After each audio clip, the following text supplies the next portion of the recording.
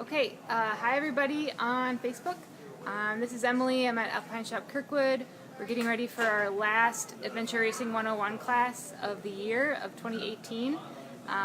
We're going to be talking about nutrition and race day strategy for our upcoming Castlewood Adventure Race on December 1st, this Saturday. So less than a week away. Hope everyone's excited. Let's see, we've got Tess here, girls here, our like amazing crowd of racers. Everyone's doing the race that's here, right? Okay, cool. So we're just going to run through a quick agenda about food and water, what to eat and drink during an adventure race, and then kind of a little bit more specific tips to our Castlewood adventure race for just how to have a good race day, how to set your morning up, how to plan your race, to just make sure kind of things flow smoothly as possible for an adventure race. So I'm Emily, I'm one of the race directors. I want to say hey. Hey. Who are you? I'm Scott Erlandson. Everybody calls me Earl. And Emily with the race, and we'll try to get everybody off on a positive note with some of our tips for today. Okay, so we're just going to dive right into what kind of things to eat during an adventure race. And there's a lot of different strategies, and we'll just share our personal strategies, and then you can decide what you might want to follow. And no offense, like it's not personal. You will pick someone else. Hey guys. Oh, sorry. So I just let's see, how should I preface this?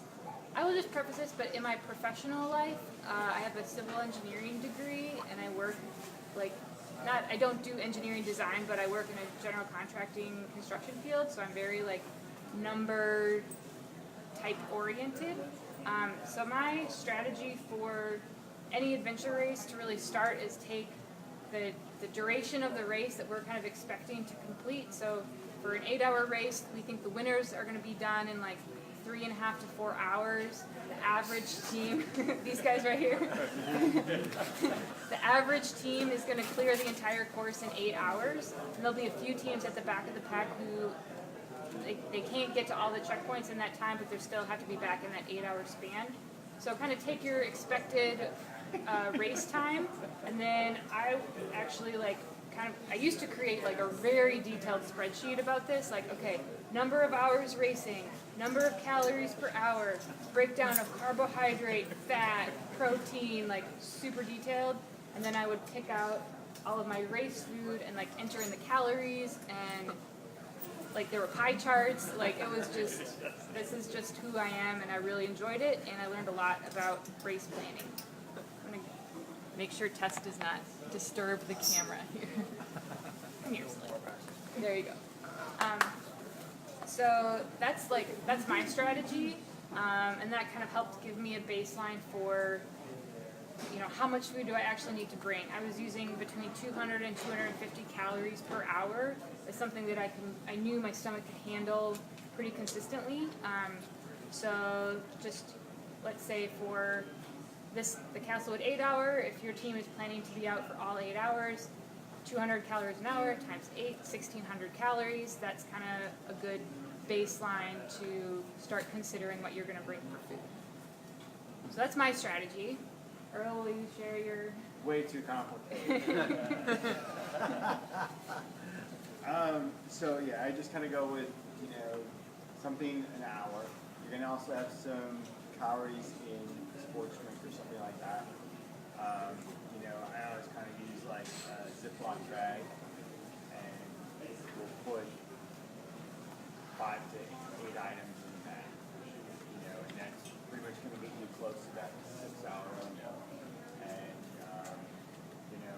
like this race, if you're carrying, I would be okay, backpack, I'll put several items in each hip pouch, and a couple items in my rental box. But, at the end of the day, we end up fairly close. We're really close. Especially for our bigger races, Earl will do his food and I'll do my food, and then we kind of compare. on the kitchen floor, and it's like, oh, our piles are really the same size, and there's kind of the same stuff in them, but we just arrived at that spot from two totally different directions. So just, you know, whatever kind of person you are, either like such and such calories per hour, balanced between all the different food groups, or I think I need about 2.5 sandwich bags full of items. Like, that's totally going to be somewhere in there you will find yourself. Or maybe even to one side or the other of us. Like, somewhere on that food spectrum, that's how you should kind of plan for your adventure racing food. At the end of the day, we both end up with extra food. Yeah. Very seldom do you ever finish your race without some. Even our long expedition races, we're making times, but it's just like, boy, we always brought too much food. But that's better to air that way. But you know, for an 8-hour race, the first couple hours are probably going to be so going that you're going to forget to eat. So it's like just have that teammate to remind everybody. And then for an 8-hour race, keep your food simple, easy to consume. You know, and are you done with the strategy part? Go for it. Yeah, keep going. Okay, so then we made a note here, you know, to go trekking food, biking food, paddling food, and then summer food and winter food. So one of my first personal experiences with a 12-hour race, I was back in Minnesota in October, and this was a long time ago, and Power Bar was one of the first people that came out with an actual bar. If anybody remembers what the original Power Bars were, it's just basically a hard piece of bit of honey type thing in a bar. And when it's 20 degrees out, you cannot eat them. And that's all. And that's You can use them as a construction tool. And that's all I brought for a 12-hour race. So the only thing I could do is snap it, put it in my mouth, and just kind of like, it was miserable. So the bars have improved, and you know, you don't have to deal with that quite as much. Also, chocolate bars in the summer, not a good choice. You know, for the weather that we're going to have, pretty much anything is going to be fine for this weekend. You know, but just keep your food simple, easy to open, maybe pre-open some of it, and then just have a nice mix of, you know, some sweet sugars and some trail mix, potato chips, maybe you know, a little, we like to do sandwiches, you know, do a tortilla wrap with turkey cheese, or peanut butter and honey, you know, just kind of a little mix of, you know, some bars, some gel, or some chewies, some goos, you know, everybody's going to have to like stroopwafels. You know, you're just going to want a nice mix, and don't overthink it. You know, paydays, the Halloween size candy bars are kind of our go-tos. Paydays, Take 5s, little Snickers, Skittles. You know, those are what we always kind of use as a pick-me-up when somebody's kind of having a down and out moment. I don't know what it is about Skittles, but it just has that pick-me-up, sugar high. It's the dye. And yeah, the red 40. Yeah, I mean, but they're beautiful. They make you happy when you eat them. Yeah.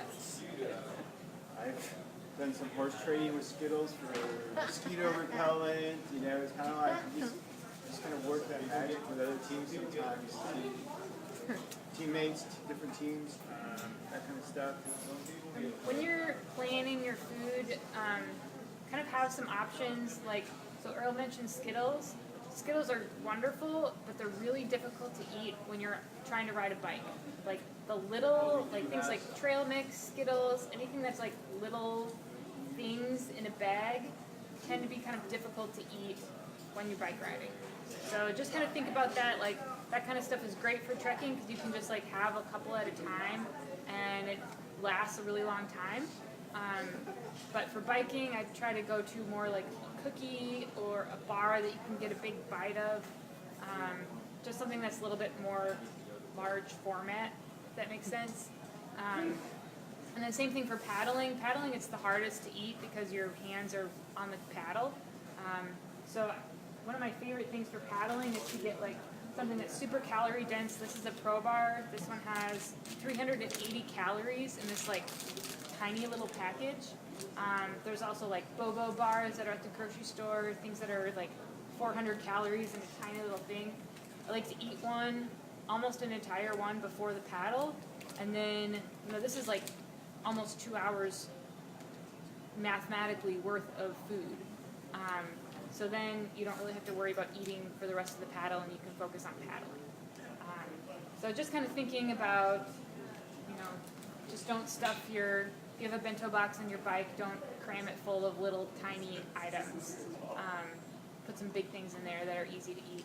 And especially if it's going to be cold enough, you might be wearing mittens or gloves. Just makes eating a little bit harder. So what Earl mentioned about pre-opening some of your wrappers or pre-opening sandwich bags, just so it's easy to like grab and go instead of like stopping and having to use your teeth to like open up these bags or something. Just kind of think about the packaging also. Yeah, and back to the paddle, it's always going to take time to get everybody put their PFDs on, get the boat, all that kind of stuff. So it's like, as you're doing that process, be chewing, be eating. Because it's like, once you're on the water, it's more complicated. For this paddle, you're not going to be on it a real long time, so if you can get, a couple hundred calories in, or a candy bar or a bar, that should pretty much set you up pretty good to get you through the paddle, and then as soon as you're off, whenever you're transitioning, you should be eating something. Okay. I know it sounds like a great theory sitting in the classroom here, but to actually focus on doing it when you're doing it, because there is a lot going on, but the other thing is if you can be consuming calories by your tying shoes or Putting a jacket putting on on. a jacket. If you have a flat tire on the bike, it's a great time to eat because like you're gonna be kind of bummed already, and it's like, right, we're gonna fix this, we're gonna eat something, and 5 minutes later you're gonna be ready to go. So just use like any kind of downtime like that. Think about eating. So Earl mentioned just keep your food accessible in your hip pouches. If your pack has them, we almost won't buy any pack that doesn't have hip pouches, just because they're so convenient, easy to use. You don't have to like either take your pack off or reach around to get any food out. You just have them right there on your hips. We also have little like shoulder pouches that we attach to our shoulder straps to like carry more food. And then if you have a little bento box or some sort of carrier on your bike for snacks, just anything to keep your food where it's reachable instead of having to take off your pack, unzip stuff, or open up your pack just to get at 200 calories or something. And if for some reason you don't have, let's just say you got a bag of Doritos or something like that, well, it's not going to fit in here, but it's like put it here or put it here. It's very easy for one of your teeth to be like, hey, you guys want to share some Doritos? Yeah, we'll just take them out of the back. So they can pull it out for you, and then everybody has it. So we do that quite a bit too. There's certain things you're just not going to cram in here or in our deal. So kangaroo pouches in the back is just kind of a nice place to put the larger, bulkier food items. But you can ask a teammate to take it out for you, again, so you don't have to take the pack off and do those things. So just trying to be as efficient as possible. Yeah. And then we mentioned this in the navigation class, our class number 1. But anytime that, if you're a non-navigator person, if you're eating, make sure to offer your navigator a bite. Or maybe you give them your entire snack. I don't know. But when you're navigating, you've got the map in your hand, the compass in your hand, you're super focused. It's just really easy to forget to eat. And so if your teammates are either reminding you or actually like feeding you, it just makes things just that much easier, so that it's one less thing to think about is remembering to eat every 30 minutes. What else about?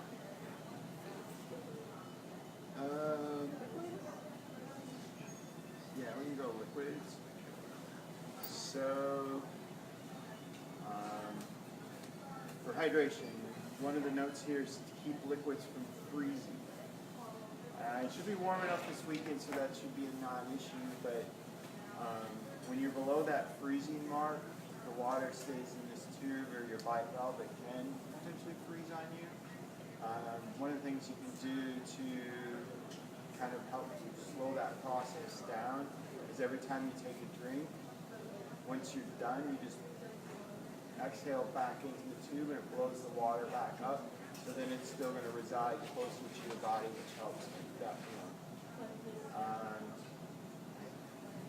So that's one preventive thing. They make different foam things, and they actually make electric heaters. And those kinds of stuff. You don't need that for what we're doing, but just a simple, just blow it back if we're below those freezing temperatures. But I think that's going to be a non-issue. The other thing is I always like to put my mixes in bottles, and in my bladders I always just have water. Because once you put different things in the bladder, it's just hard to ever get that taste and smell out.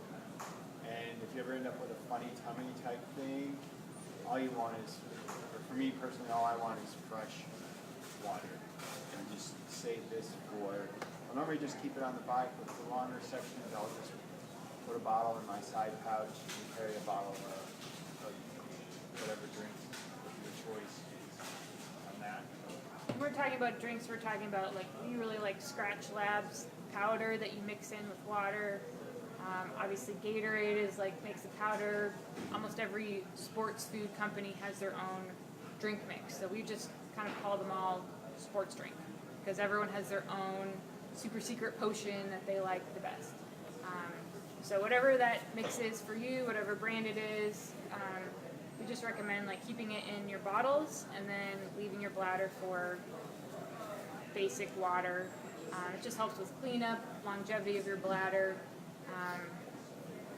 That's just our findings. And I guess one more thing about hydration, there's also like kind of the non-calorie additions to water, like the Noon tablets that kind of adds a really nice flavor. If you're going to be treating water on the course, which is not really common at an 8-hour adventure race, but it could happen. If you're treating water on the course, and especially in a longer race like a 24-hour when you're definitely treating water, it's nice to have some of those tablets to mix in to just improve the taste, either masking iodine, or you just got it out of a creek and you filtered it in, clean out all the creek taste. Just kind of some nice additions to your water if you're getting it on course. And then just kind of lastly, it's not really nutrition, but make sure to have a nice little med kit. We have a required first aid kit that every team needs to carry, but there's other things that that are helpful to people beyond a basic med kit, like extra ibuprofen, Tums. Longer races, sometimes caffeine pills really help. Just kind of have those kind of ideas of what legal drugs that you would use during a race, and make sure they're accessible, not like in the bottom of your pack in a tiny little pouch.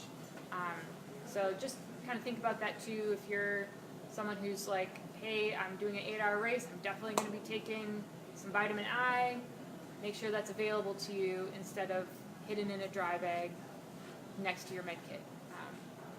No, we use just like the little pill bags, or we have some like little waterproof plastic bags, and you just put some Excedrin, some iodine tablets, and ibuprofen, and just have them in your hip pouch so that you can share with your teammates or use them yourselves. Just again, efficiency versus having to take the pack off, because everything's always going to be in the bottom of your pack. No matter what you need, it's going to be in the bottom of your pack. So it's just kind of like, you can kind of keep some of those things out in your hip pouches or more accessible, which is going to keep the day moving a little bit better. Kind of two final notes. Yes, question. With the water, is there a rule of thumb as to how much to carry with you? Yeah, good question. It definitely, so a rule of thumb for how much water to bring during a race, it's really weather dependent, and it's also personally dependent. For me, like, I'll just use this race as an example, and for me personally, like, I do not drink enough water. Just plain and simple, I do not drink enough. I'm usually the last person to run out of water on a team because I just don't keep up with it. So I would probably, let's see, for an 8-hour race, like, I would go with maybe a liter and a half of water total. So maybe a liter of it in a bladder, and then 1 bottle on my bike is probably how I would split it up at the beginning of the day. And that's number one, that's assuming no water on the course. Side note, we will have 2 transition areas with some water, but in general, it's just going to be faster in a short race like this to be self-sufficient. So you don't have to go search out the coolers, yank your bladder out of the pack, do all that stuff. It's just a little bit better to be self-sufficient. And you also are going to be allowed to bring your own, like, gallon jugs of water and stage them during part of the race. So that's what I would do. Or, I mean, yeah, a liter and a half for me for an 8-hour would be, in cold conditions, would be for me. Are allowed to stage water? Yeah, the bike drop. What would you bring for an 8-hour in December? For this race, I would start with probably 2 liters in my bladder, and then have. I normally run bottles about this size or just a little bit bigger, and then I would have a full bottle of sports drink. Maybe, yeah, for 50 degrees, that should be enough. What's your personal hydration levels? I drink a lot, but not. I mean, I know people that drink a lot more than me, but I'll probably consume twice as much as she does, pretty easily. But I just drink. Just on a given day, I drink a lot of water and a few Diet Cokes. But you know, I'm drinking all day long. Yeah, I have That's like me. a cup of tea in the morning, a cup of coffee, and like maybe an iced tea later in the afternoon. Like, I just don't drink a lot. That was a good question. Any other kind of hydration-y or other food questions? For like, I guess when you go to stage, like put your bike down and your shoes and stuff, and I guess whatever water. Like, how early do you have to get there to start putting your stuff down? Great question. I'm going to hold on to it for just a few seconds. We will get to that. So just like our last few notes for hydration and nutrition. Number one, pack your trash out. This is not like I'm going to eat my food and then just leave the wrappers for someone else to clean up. We're not a marathon. We don't give you cups and then you just throw them wherever you want. This is like 100% self-sufficient. You have trash at the beginning of the race. You pack it all out at the end.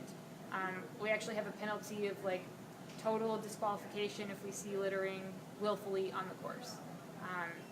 It's just not who we are as the Alpine shop. It's not who we are as people, and not how we want our racers to be.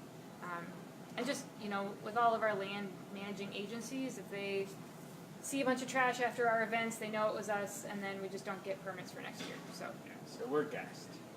And even though most of you are taxpayers in Missouri, we are all guests on these lands, and we want to keep coming back. So I did bring a sparkling water to this class. So, you know, we just, you know, and if you're a racer and you see a piece of trash, you know, take 2 seconds to pick it up. You know, just, sometimes stuff falls out of people's pack. We know that happens. It's happened to me, you know, and it's just, but be vigilant and, you know,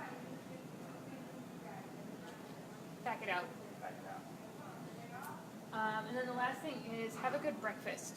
Like, it's not a race on the clock type nutrition thing, but just keep in mind that you're going to be getting up early. Our bike drop is going to open at 6:30 in the morning, and our race doesn't start until 8. So, number one, you're going to have to leave your house or your hotel at a certain time to get to our location at 6:30 or later.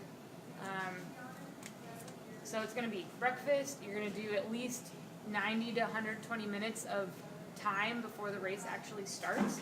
So just think of a good breakfast, something that's easy for you to digest, something that you look forward to, not something that's like, I have to eat pancakes, like gross. Just think of something delicious, easy to make in the morning, and then maybe even bring a snack for 7 a.m. when you've been up for a couple hours already. Then before the race actually starts at 8. So simple stuff, but have a good breakfast. So yeah, like one thing we'll normally do is just peanut butter and a bagel and bananas, and we'll eat them on the way in the car, or have a banana, or even one of your bars. Have one of your favorite bars to eat at 7:30 pre-race meeting.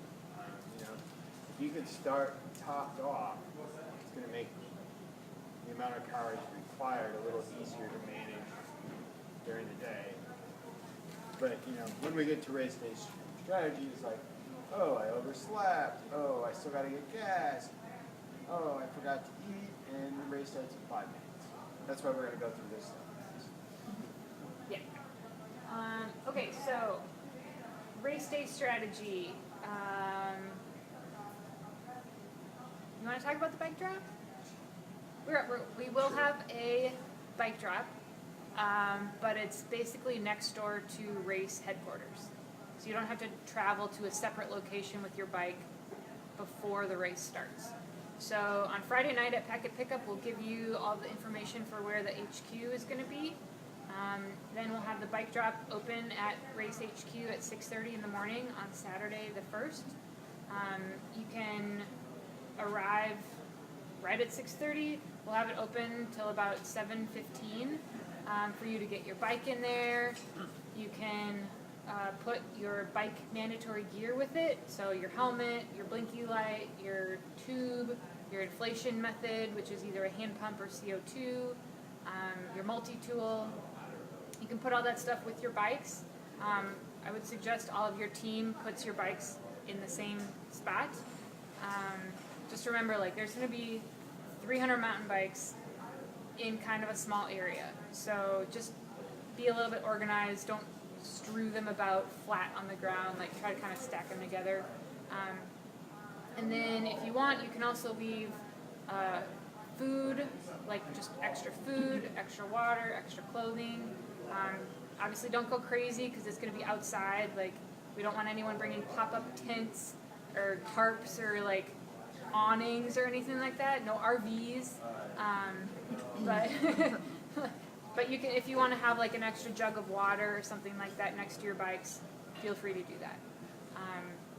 Because the bike drop is right next to Race HQ, you're allowed to leave things there while you go on your bike somewhere, because you'll be coming back at the end of the race, so you'll be able to take all that stuff with you. So that's a little bit about bike drop. Does that kind of answer your question? Okay.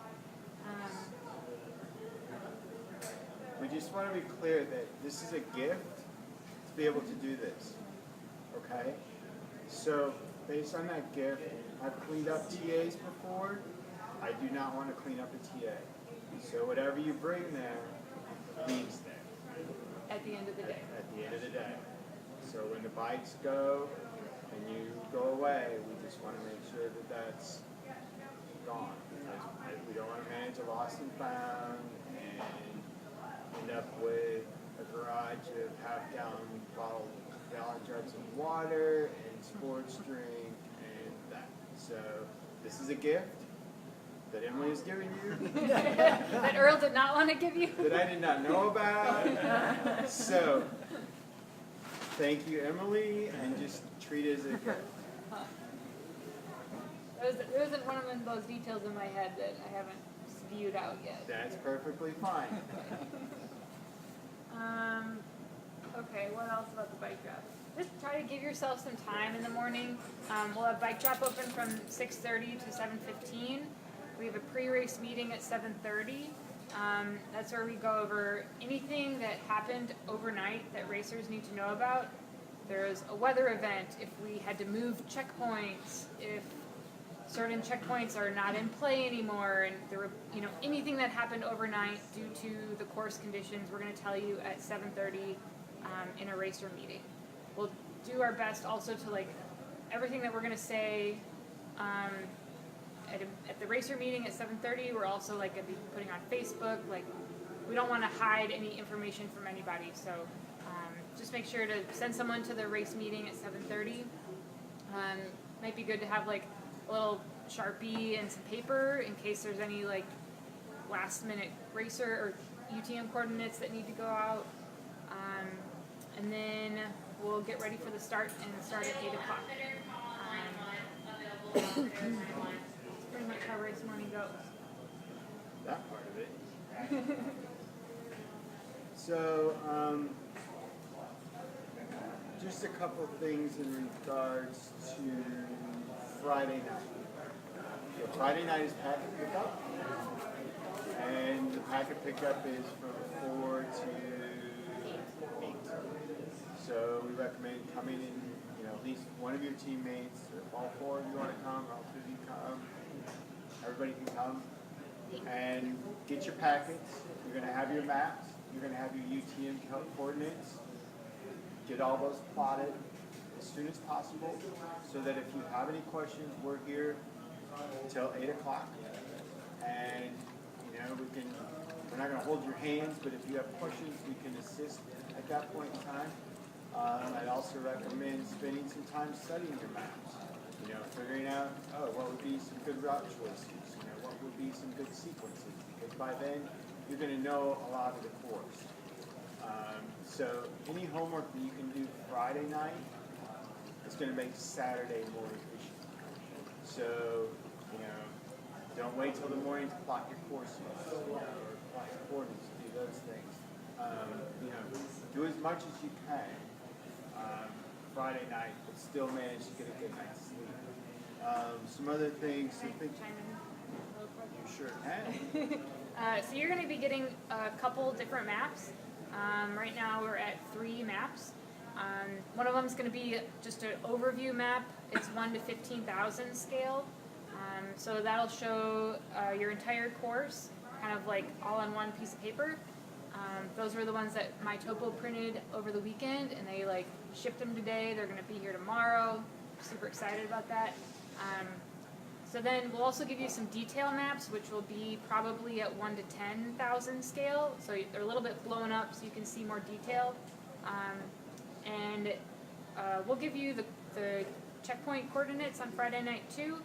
And we recommend just plotting them on every map you can. So obviously the overview map number 1, that's the 1 to 15. You'll be able to put every single checkpoint that you have coordinates for. You'll be able to put that on your map 1. Then we also recommend okay, look at your map 2, the smaller one, the 1 to 10,000. Which of the checkpoints are highlighted on this small map, and then transfer those or even replot them on your smaller map, so that now you have basically 2 maps that show the same section of course. Kind of helps if you want to work together with other teammates on your navigation, or it's just a nice double check. So you're just not on race day, you're oh yeah, go get that blown up map that has more detail, and you pull it out of your pack and there's no checkpoints on it. Okay, there's more detail on it with the map, that's nice, but now you're gonna have to spend extra time to put your checkpoints on there to actually use it. So don't be afraid to just plot every single checkpoint on every single map that you have, just to have the most complete picture of the course. And on the 1 to 15,000, Emily spent a lot of time on that map, and it should be pretty amazing. So there's a lot of hours that go into what she does to design the maps for the races. It's not, you just don't send my top a little picture and they make it. She has a lot of customizing to get the trails in, to get features in, to make sure they're done. So Emily wants to make sure that you guys have the best maps possible for that. So again, there goes the detail and all the numbers things. So there you go. Yeah. Thank you. This is what happens when an engineer is in charge of an adventure race. Because we go do things, and then we look at it and say, no, that's not right, and so we go back and we check. So everything is as most accurate as we can come up with, because a lot of these maps were made 30, 40, 50 plus years ago in a lot of these. Okay, so back to Friday night. Yes. So some other things to strategize. One thing is that our host venue has plenty of parking this year, so you know, if we end up with 300 plus cars there, that's fine. Instead of having, we would encourage carpooling, but for once we have a venue where we have a little space. So we're super excited about our host venue. But you know, you're going to have bikes that either are going to need to be put on bike racks or shoved in a car. And if you take wheels off, it's going to take time to take wheels off, put it in the car, get it back out, put it back together, get it to bike drop. So these things all take time. So think about these processes and talk about these processes with your teammates Friday night. So maps, dinner, conversation about how you're going to get everybody to the race on Saturday morning. You know, if you have teammates with bike racks, that makes life a little bit easier. You know, making sure that the car is full of gas. You know, all those little things take time. So if you have those done before you go, making sure that you have some breakfast snacks or whatever that is. Getting a good meal on Friday night, also very helpful. And you know, the day before, make sure you kind of keep your body hydrated. You've got ways to be, you know, it's not going to be excessively hot, but you know, just keeping those fluid levels topped off is always beneficial.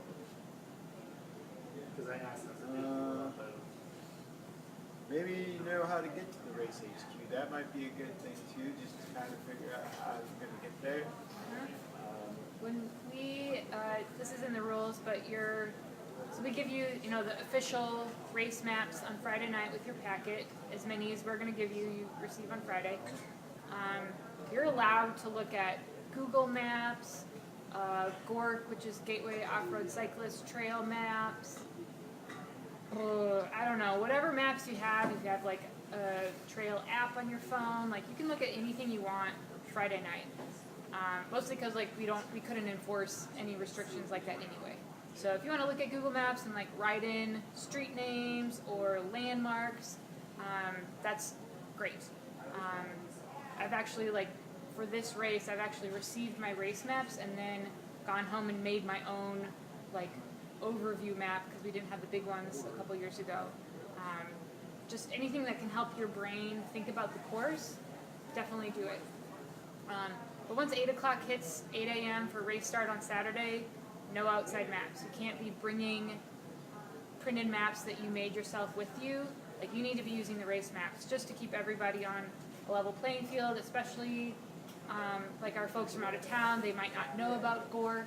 They might not have access to those trail maps. So we're just trying to keep everyone yeah, you can do your own research the night before, but actually navigating during the race maps only with any notes that you put on yourself. Come here, golden retriever. Yes, come on.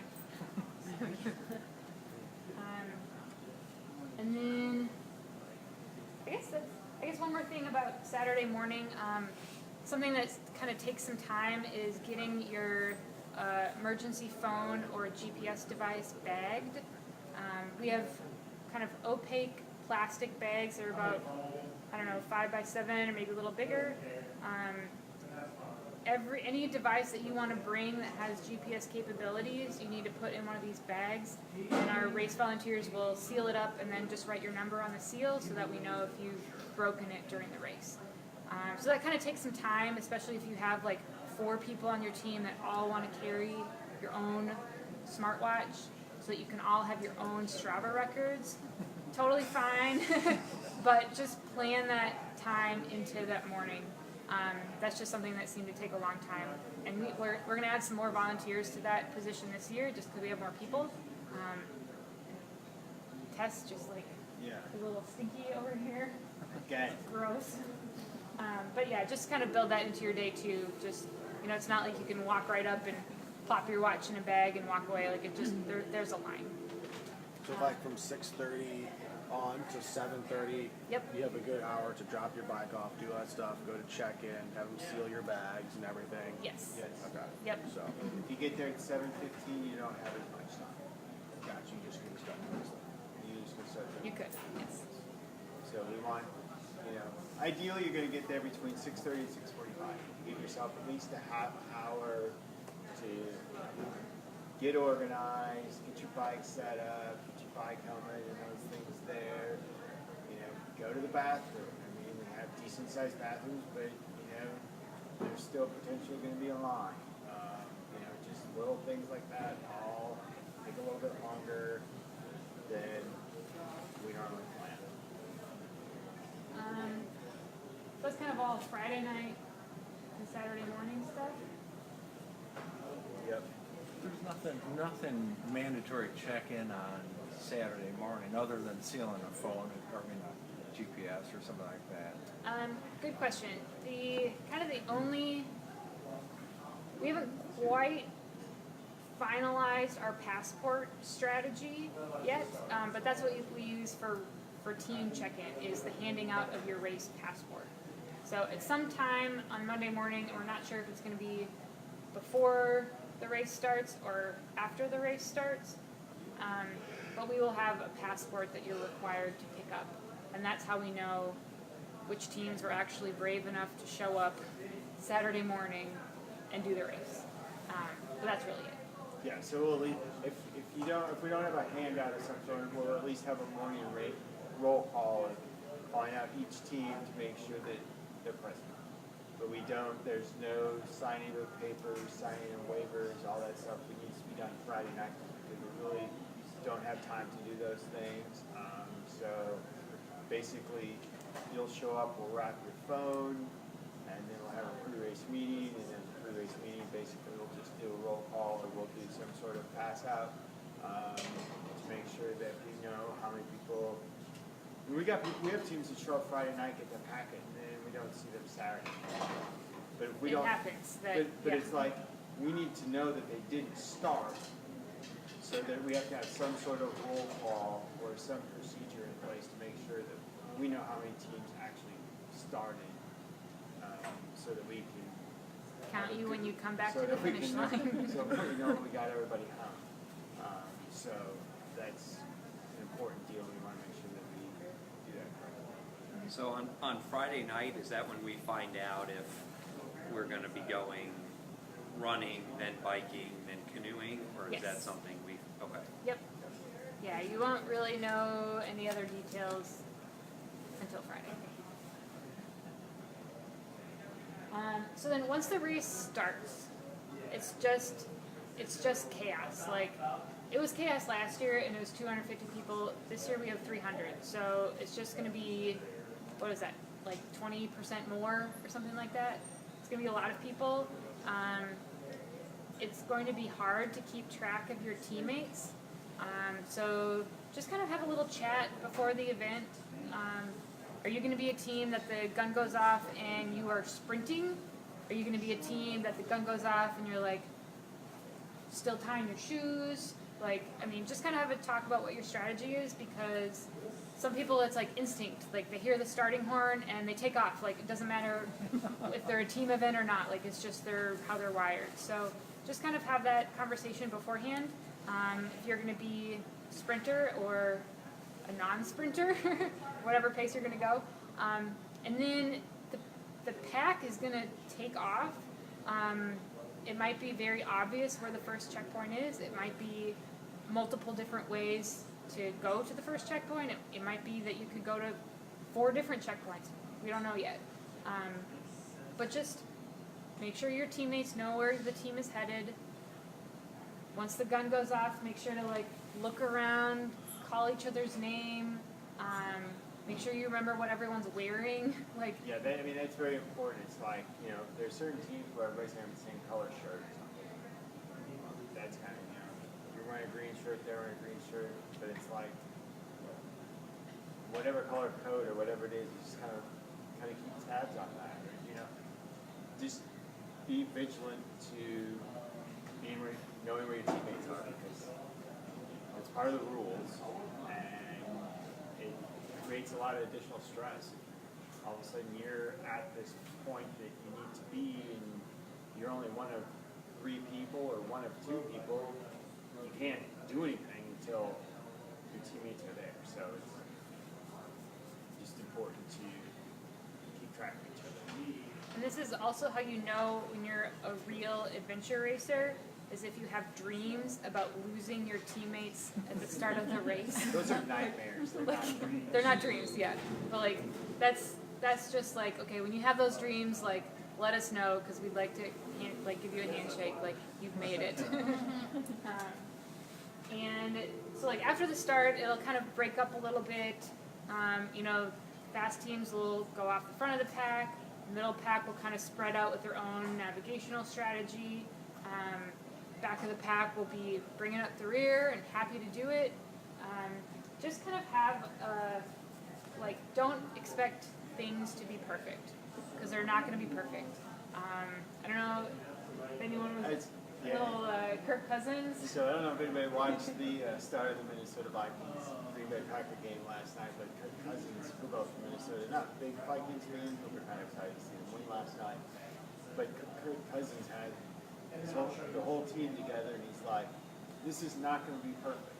You know, and it's just like, I can't tell you, I've had a lot of great adventure races, but you're not going to have that perfect. I don't know if I don't want that perfect race, because it's the adversity the most adversity that you've ever experienced in the races is the ones that make it the most memorable.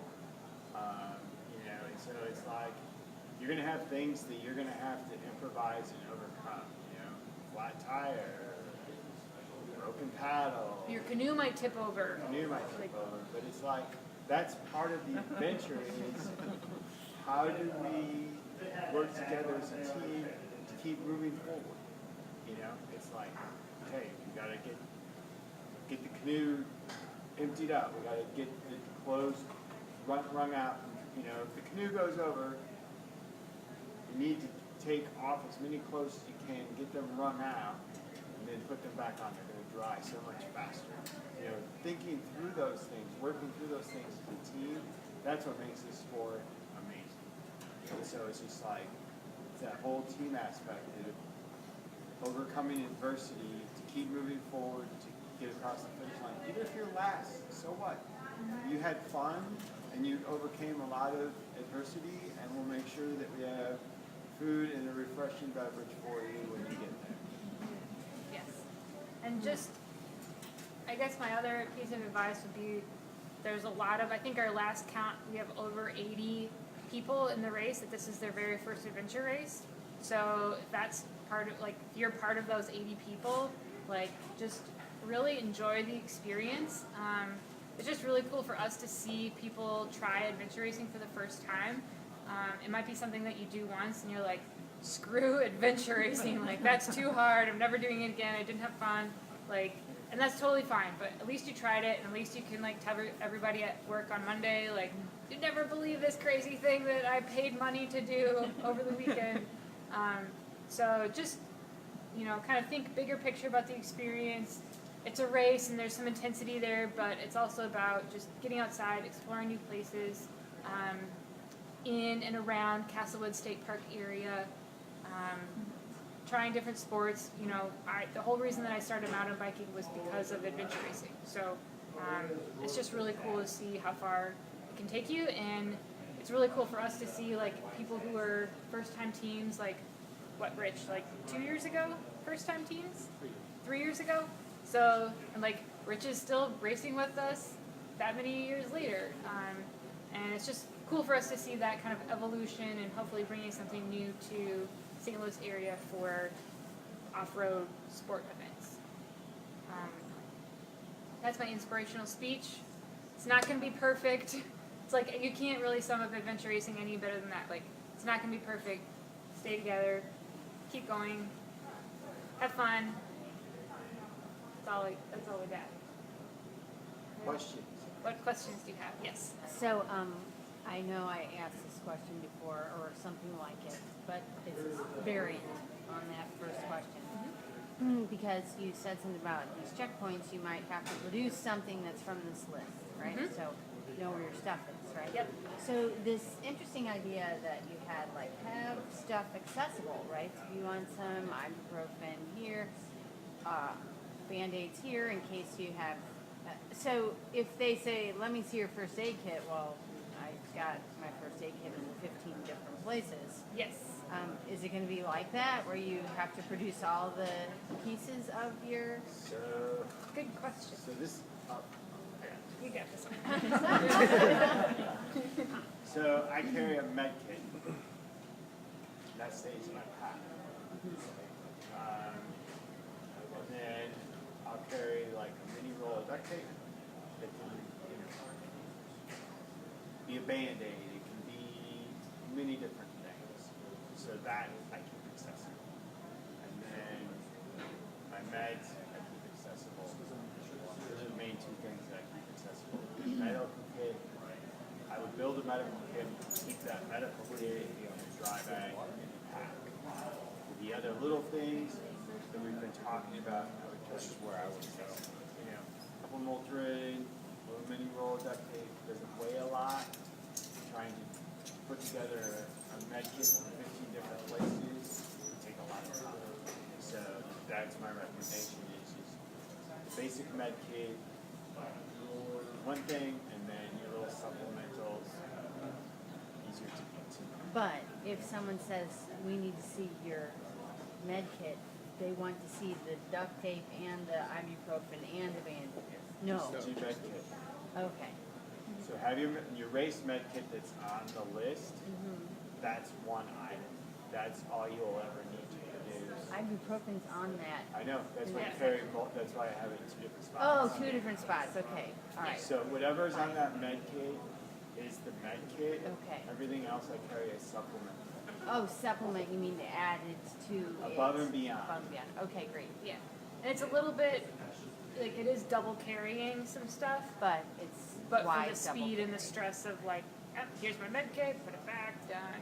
Like, Right. And if it's, and so, we're gonna make one up, Yeah. right? So just a clear plastic bag so they can see all the little pieces in there. It's all Yeah. Just a good Ziploc bag. And just, like, kind of global perspective, we will not put a gear check requiring a med kit in a place where teams are gonna bottleneck to check those things. So if we have, kind of a more involved gear check like that, it's gonna be towards the end of the race. things are slowing down. Yeah. And then the easy gear checks to do are at the beginning. And the other thing is, so you might have all your stuff on in the morning. Yep. So that's the other question. Where's your fleece? Well, it's under this thing. See? And that's cool. Yep. Yeah. Yeah, that's the best place to carry your gear is Right. using it and wearing it. Except if it's raining and we actually see your rain jacket, you'd rather have your rain jacket in your pack instead of on, but it's easier for you to show at a gear check. Or you So- can carry 2 rain jackets, one Yeah. to show at the gear check and one to wear. But yeah, so I mean, it's like, Right. Yes. What happens if you can't find a checkpoint? What are the penalties and that type Yeah. of thing, or how long do you kind of wait before moving on? Yeah, great question. So what happens if you can't find a checkpoint? Number one, let's see, I'll just kind of share the process that we go through. So Earl and I, we talked about, we develop the maps, we scout the areas, we make sure that these features that we're gonna hang checkpoints on are actual mapped features. They're not some like mystery contour line in the middle of space. And then we have another person who has never seen the course before help us with all of the control setting.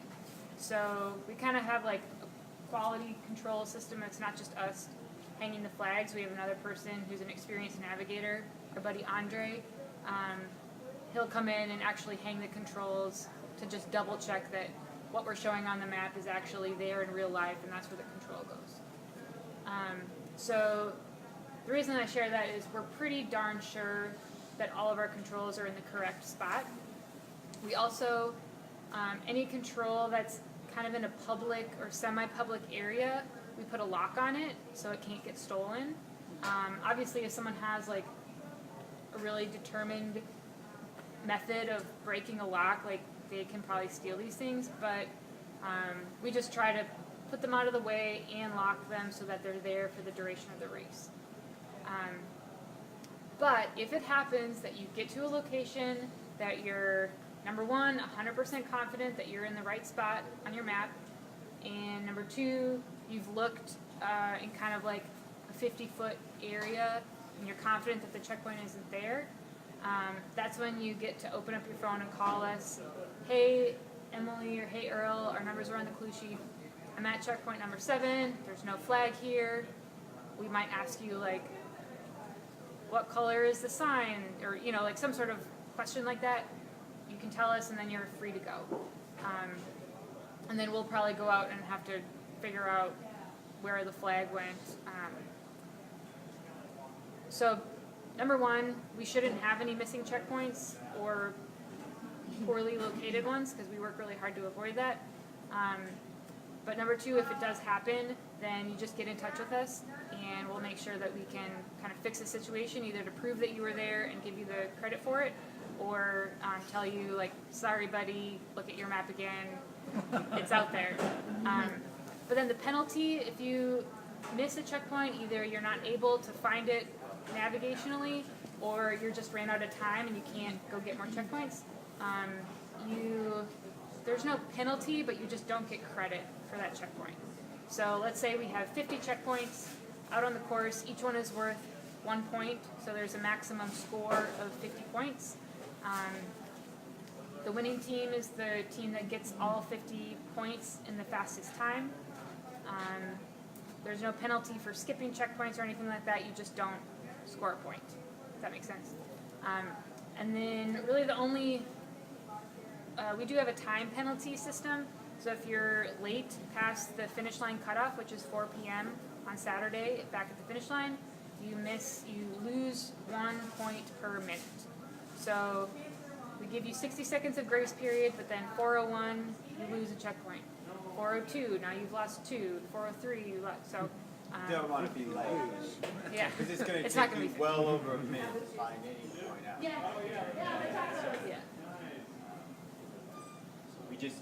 We have a 4 o'clock cutoff for a reason, and we want everybody back so that we have the main thing is we have everybody accounted for. The other thing is at 5 o'clock it's dark.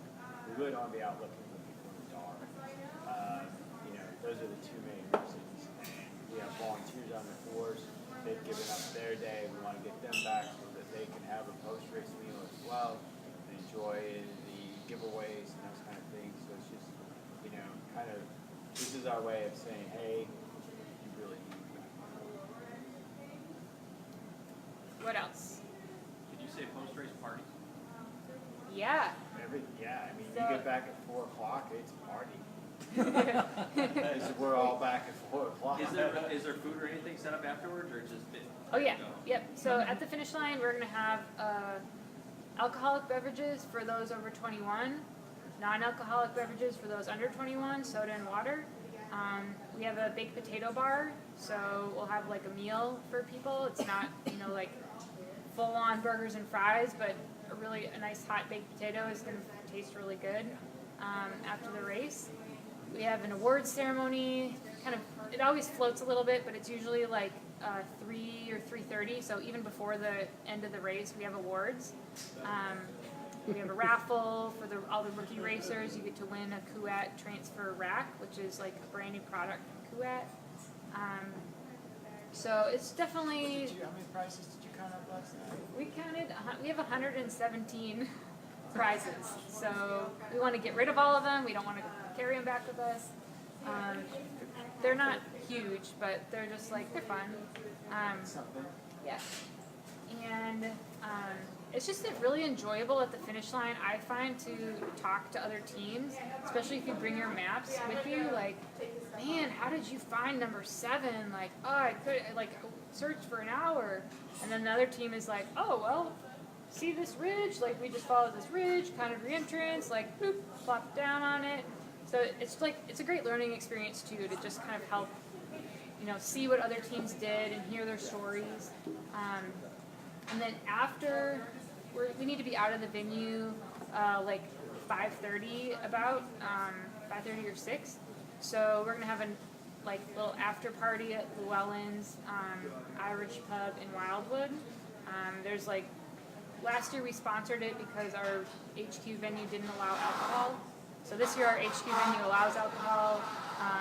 So we're not sponsoring any drinks at our after party, but just another way, if you want to hang out, bring your family, your fan club, whoever you want. That's just a kind of a place that we're setting up for extra dinner and socializing. It's just a fun way to share your experience. I mean, a lot of you guys have trained hard, you've been coming to these classes.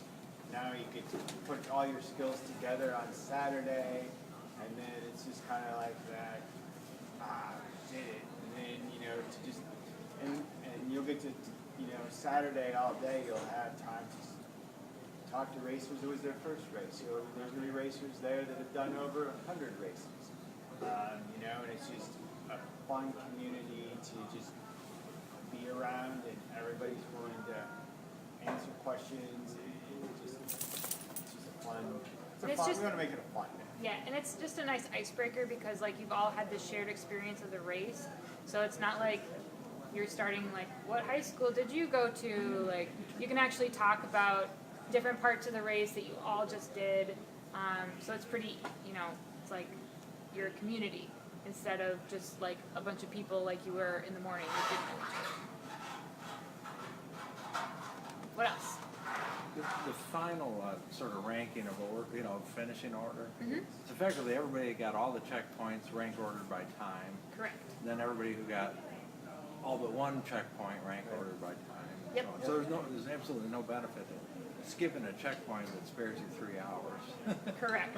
Yeah, we definitely reward teams that go and find all the checkpoints. That's your main goal, is to get all points in the time that works best for you. And it's we're gonna have probably 2 hard cutoffs throughout the day to make sure that we have our racers progressing to get to where we want you to be. So there'll be one in the morning, and there's going to be one in the afternoon at a certain spot. So it's okay, if you don't get to that spot, there's going to be parts of the race that you're probably not going to do, and you'll bypass those. We know what the flow is going to be, so we don't want somebody to spend 5 hours at the first part of the race, and then they miss the other 5/6 of the race, or whatever that breakout is. So it's we put these breakouts in play to push you to move. So let's just say that section 1 has 10 points, and we give you an hour to do it, and you've only found 2 points, and you're 50 minutes in. You best just give up on those other ones and get to where you need to be next. So that's our thing, it's just then you can go to something else, and that might go much better for you. That's our main objective. With these in play, you get to experience more disciplines in different areas versus being Stuck in the first section for all 8 hours. It could happen. We don't want that to happen. So it's okay, here's this block.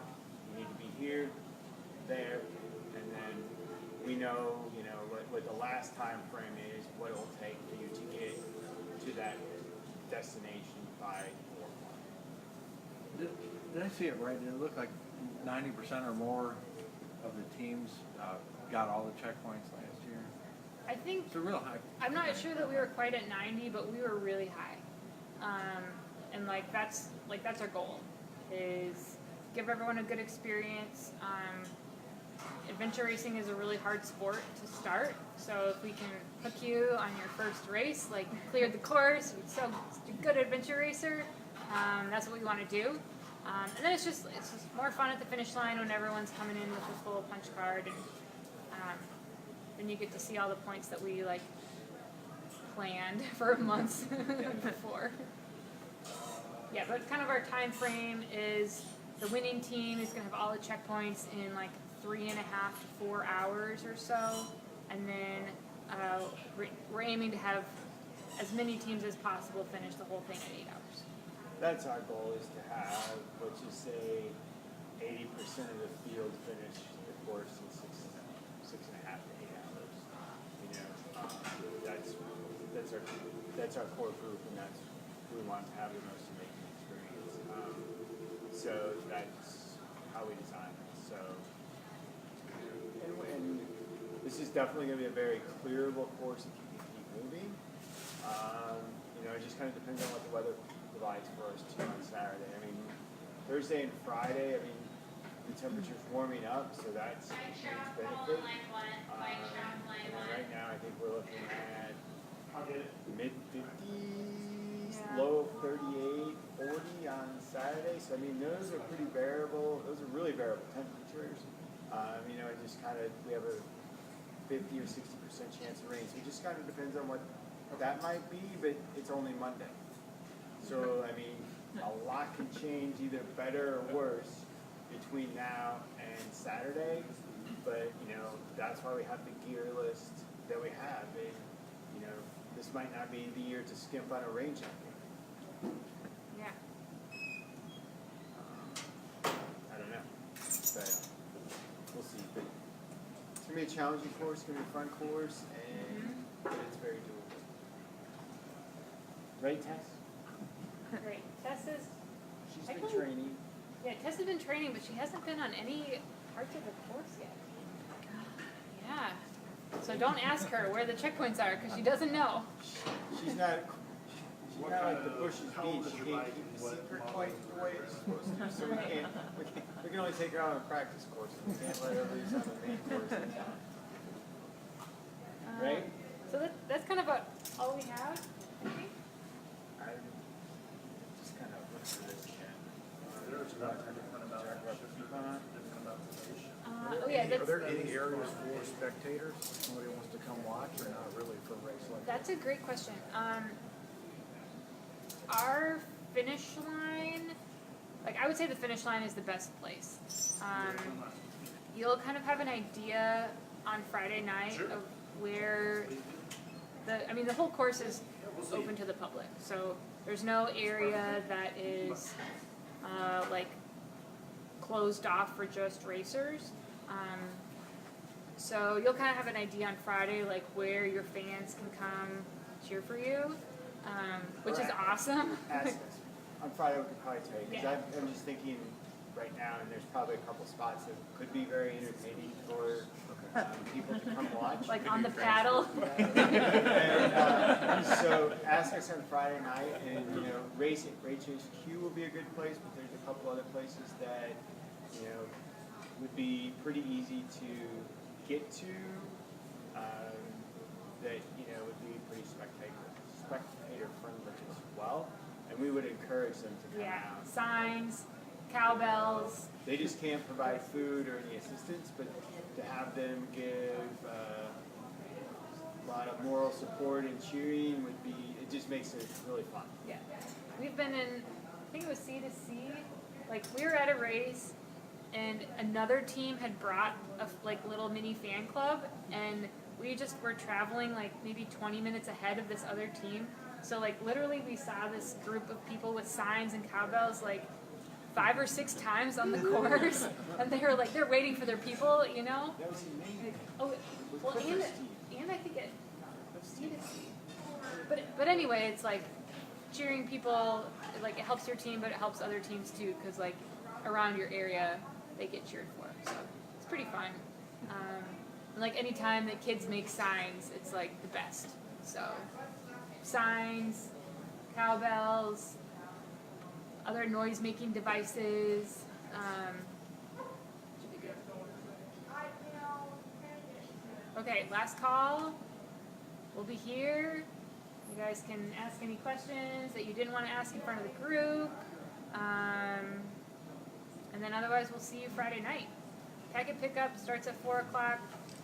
We recommend showing up early just to give yourself time the rest of the night to do dinner and plotting and all that stuff. Early is 4 o'clock, actual clock. That's a friend.